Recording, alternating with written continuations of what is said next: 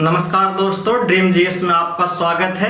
मैं हूं अशोक कुमार और आज हम चर्चा करेंगे भारत के सामाजिक आर्थिक परिदृश्य, यानी भारत में असमानता की इतनी बड़ी लकीर क्यों लिखी जा रही है, भारत की जमीनी हकीकत क्या है, चर्चा करते हैं। देखिए, सबसे पहले समझेंगे आप कि भारत 2023 अप्रैल 2023 में भारत की आबादी विश्व में सबसे अधिक, यानी हम चाइना को भी पीछे छोड़ दिया है। भारत की अगर आबादी की बात करेंगे तो 142.86 यानी 143 करोड़ के करीब भारत की आबादी हो चुकी है।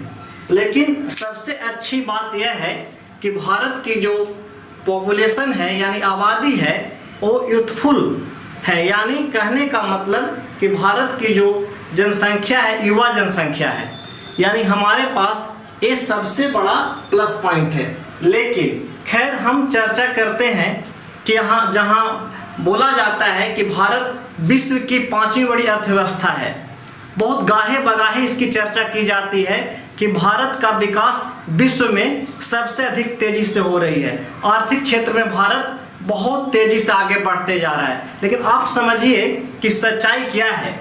विश्व की 5वीं बड़ी अर्थव्यवस्था होने के बावजूद भी क्या भारत के प्रति व्यक्ति आय में वृद्धि हुई है? भारत में अगर आप देखेंगे जो मूलभूत मुद्दे हैं, बेरोजगारी, महंगाई, एक ऐसे मुद्दे हैं जो लगातार यह सवाल कर रहा है कि भारत अगर विकास की कारवां में लगातार आगे बढ़ते जा रहा है तो ऐसी कौन सी परिस्थिति है कि भारत के खासकर वैसे व्यक्ति जो निम्न मध्यम वर्गीय परिवार से आते हैं या मध्यम वर्गीय परिवार से आते हैं, उनके मूलभूत आवश्यकताएं भी पूरी तरीके से फुलफिल नहीं हो पा रही है। अगर आप देखेंगे तो क्या चाहिए, भारत के एक आम इंसान को बेहतर शिक्षा मिलनी चाहिए, बेहतर स्वास्थ्य मिलना चाहिए और बेहतर जीवन शैली होनी चाहिए। क्या ऐसा है क्या आपको नहीं लगता है कि भारत के 1% अमीर लोगों के पास भारत की कुल संपत्ति का 40% से अधिक संपत्ति है? यह बिल्कुल सही है कि भारत विकास की कारवां में आगे बढ़ रहा है, लेकिन असमानता की एक लंबी लकीर खींची गई है। अगर आप देखेंगे तो कुछ आंकड़ों पे हम नजर डालते हैं, तब समझने की कोशिश करते हैं। सबसे पहले देखिए, सच्चाई है और सर्वसार कर देने वाला भी है कि विश्व के संपूर्ण गरीबी का 1/3 यानी भारत में पूरे विश्व के जो बिलो पॉवर्टी लाइन में लोग हैं उनका 1/3 भारत में निवास करते हैं। अभी भी अगर देखेंगे तो 27 करोड़ गरीबी रेखा के नीचे भारत में लोग हैं। कितने हैं? 27 करोड़ लोग। सरकार ने बड़े बड़े आंकड़े पेश किए और दावे पेश किए कि 2006 से 2021 यानी आप देखेंगे पिछले 15 वर्षों में 41 करोड़ लोगों को गरीबी रेखा से निजात मिला है। यह कहना है सरकार का और यह आंकड़े हैं। अगर आप देखेंगे तो किसका, भारत में यह आंकड़ा जो पेश करता है NSSO, यानी कहने का मतलब कि नीति आयोग के द्वारा यह आंकड़ा पेश किया गया है। चलिए, अच्छी बात है कि अब भारत में 27 करोड़ लोग ही गरीबी रेखा के नीचे हैं। यानी कहने का मतलब यह है कि भारत में अगर देखेंगे तो गरीबी रेखा से ऊपर लोगों की संख्या में वृद्धि हुई है और गरीबी रेखा से नीचे रहने वाले लोगों की संख्या में कमी आई। यह एक आंकड़ा है। लेकिन पुनः आप समझने का कोशिश कीजिएगा, यहाँ पर लगातार यह आंकड़ा दिया जा रहा है कि 2021 यानी बहुआमी गरीबी, यानी आप इसे क्या बोल सकते हैं, मल्टी डायमेंशनल पॉवर्टी इंडेक्स में भारत अगर आप देखेंगे तो यहाँ पे चर्चा करेंगे तो ये UNDP के आंकड़े हैं कि 16.4% ही भारत में लोग जो गरीबी रेखा से नीचे हैं। इनका मानक क्या है यह भी थोड़ा देखने की कोशिश करेंगे कि बहुआयामी गरीबी का क्या मानक है। स्वास्थ्य, शिक्षा, जीवन स्तर, यानी MPI के एक मानक है मल्टी डायमेंशनल पॉवर्टी इंडेक्स के मानक हैं। चर्चा किया जाता है मूलतः 3 चीजों पे, स्वास्थ्य, शिक्षा और जीवन स्तर। यहां पर आप देख सकते हैं NSSO के जो आंकड़े हैं नीति आयोग के द्वारा, आप यहां पे कहा गया कि भारत में गरीबी में लगातार कमी आई है। लेकिन सच क्या है, सच्चाई क्या है, यहां पर यह भी समझना जरूरी है कि 44 करोड़ जो लोग हैं भारत में प्रतिदिन 375 रुपए अर्जित करते हैं, जबकि आप देखेंगे कि इससे भी बद से बदतर स्थिति है और लोगों की अगर आप चर्चा करते हैं तो, जैसे वैश्विक भुखमरी सूचकांक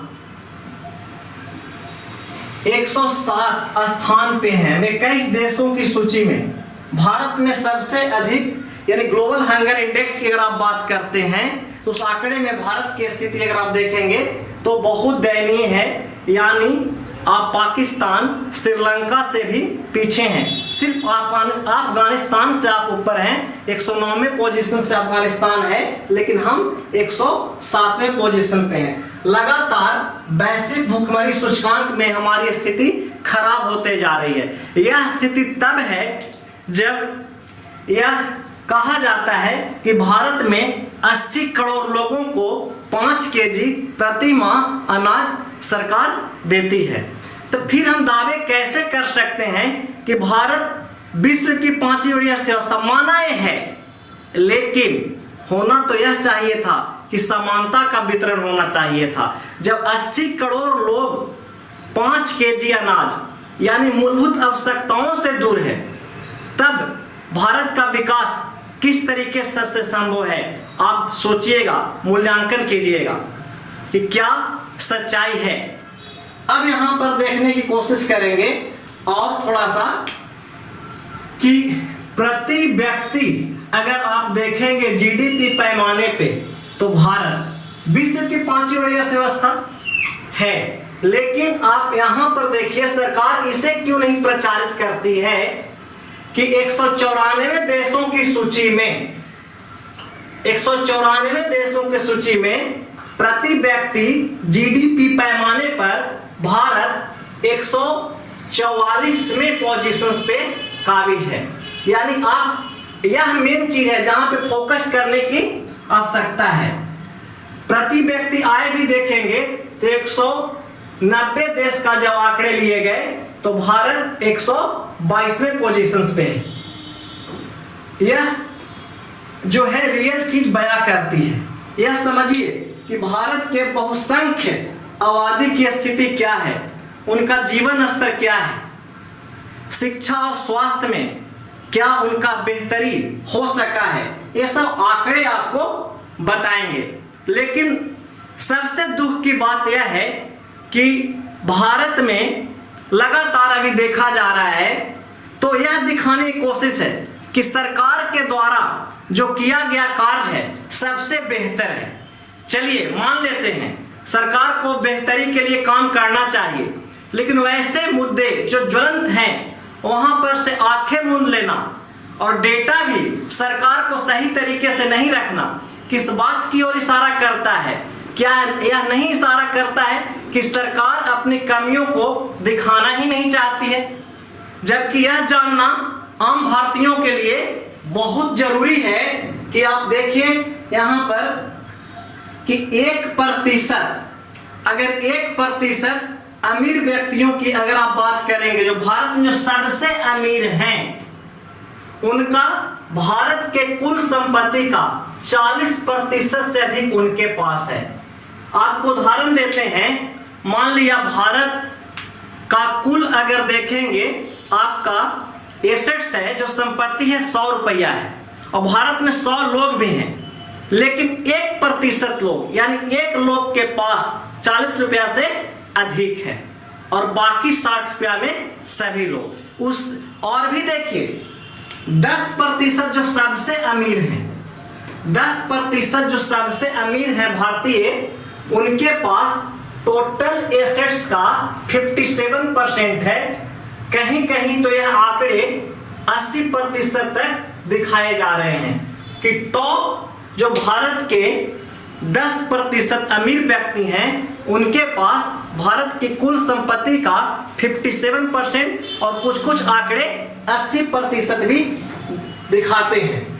खैर, अब यह समझिए, जब 10% लोगों के पास 57% से 80% की संपत्ति है भारत की कुल संपत्ति का, नेशनल इनकम का, तो समझिए कि 20% भारत का जो एसेट्स है उसी में भारत की 90% जो पॉपुलेशन है सरवाइव कर रही है, यानी जीवन यापन कर रही है। एक आंकड़े और बताएंगे जो आपको चौंकाने वाले लगेंगे कि 60% जो सबसे अधिक गरीब हैं, पुनः ध्यान से सुनेंगे, 60% जो सबसे अधिक गरीब हैं उनके पास अगर आप देखेंगे तो 4.7% ही एसेट्स है कुल एसेट्स का। एक कितना विडंबना है कि भारत के जो निचले स्तर पर जो इनकम है जनरेट करते हैं वैसे व्यक्ति जिनकी आय है 4%, 4.7 यानी 4.7% एसेट्स ही है 60% भारतीयों के पास।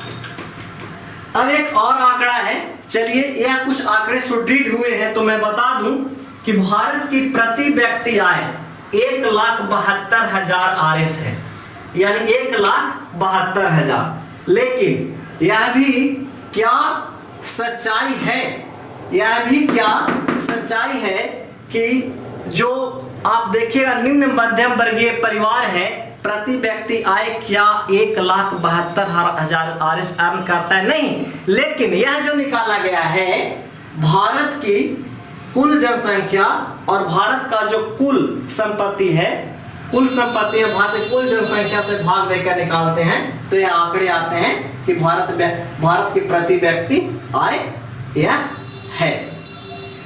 अब आप और समझेंगे कि चलिए थोड़ा सा चर्चा ये भी कर देते हैं, बड़ा चर्चा होता है गरीबी रेखा क्या है। इंटरनेशनल मानक, इंटरनेशनल मानक है अभी जो है लेटेस्ट कि वर्ल्ड बैंक का रिपोर्ट यह कहती है कि विश्व का ऐसा व्यक्ति जो प्रतिदिन $2.15 से कम की संपत्ति अर्जित करता है उसे बीपीएल यानी बिलो पॉवर्टी लाइन यानी गरीबी रेखा से नीचे कहा जाता है, या $2.15 अगर वह अर्न करता है तो उसे गरीबी रेखा में ही रखा जाएगा। ऐसे आय और उपभोग दो आधार है गरीबी रेखा का मापन का। अगर आप भारत में देखेंगे तो यह कहा गया था कि भारत के वैसे व्यक्ति जो शहरी क्षेत्रों में रहते हैं उनका 2100 कैलोरी प्रति व्यक्ति और जो ग्रामीण क्षेत्रों में रहते हैं 2200 से 2400 कैलोरी प्रति व्यक्ति अगर उपभोग करते हैं तो उसे क्या कहा जाता है? गरीबी रेखा से कम, यानी 2400 से कम तो गरीबी रेखा से नीचे कहा जाता है। भारत में दो मानक है समय समय पर, जैसे भारत में गरीबी रेखा के मापने के आप देखेंगे तो योजना आयोग पहले इसका मापन करती थी, अभी नीति आयोग के द्वारा इसका माप किया जाता है कि कौन गरीबी रेखा के नीचे आएंगे, और बहुत सारी समितियां बनी। जो प्रमुख समितियां मैं उनकी कुछ चर्चा कर देना चाहता हूं। आपका डांडेकर रथ समिति, सी रंगराजन समिति, सुरेश तेंदुलकर समिति, अलग समिति, ये सभी के द्वारा भारत में गरीबी का समय समय पर मापन किया गया। हालांकि जिस तरीके से इनका मापन का तरीका है, मेजरमेंट्स है, वो कहीं न कहीं संदेह पैदा करता है। जैसे सुरेश तेंदुलकर समिति ही आई थी तो उनका कहना था 27 रुपए से 22 रुपए प्रति व्यक्ति जो अर्जित करता 2005-06 का है। तो आप समझिए कि भारत में क्या 50 रुपया भोजन भी एक टाइम सही तरीके से बैलेंस डाइट मिल सकता है? अभी देखिए ना, इंटरनेशनल मानक है जो $2.15 यानी अगर अप्रॉक्स आप देखेंगे तो भारत का 167 रुपया होगा, यानी 167 रुपया से आप अधिक कमा रहे हैं तो गरीबी रेखा से ऊपर है। क्या यह आपको आश्चर्य नहीं लगता है? चलो आप मान लो 170 ही मान लो, कैलकुलेशन में आपको सुविधा होगी तो एक महीना में कितना 5000 के करीब यानी 5100 रुपया अप्रॉक्स तो आपको क्या लगता है कि 5,000 रुपया आप प्रति माह कमा रहे हैं और अभी जो भारत में महंगाई की स्थिति है, तो क्या आप सही तरीके से जीवन यापन आप कर सकते हैं क्या? नहीं कर सकते। लेकिन खैर यह आंकड़े हैं जो जानना जरूरी है, लेकिन आप खुद अपने स्वविवेक से भी मूल्यांकन करें कि कहा गया है India is rich what's Indians are poor because distribution of inequality. ये सोशल वेलफेयर के तहत अमर्त्य सेन को नोबेल प्राइज मिला था, तो उनके द्वारा कहा गया भारत में असमानता का वितरण है। अगर आप देखेंगे तो यह विश्व के कहीं न कहीं सभी देशों में पाया जाता है, लेकिन अगर बात किया जाए भारत में अगर देखा जाए तो विश्व में अगर सबसे अधिक असमानता की बात की जाती है तो वैसे देशों में शुमार आपका भारत है।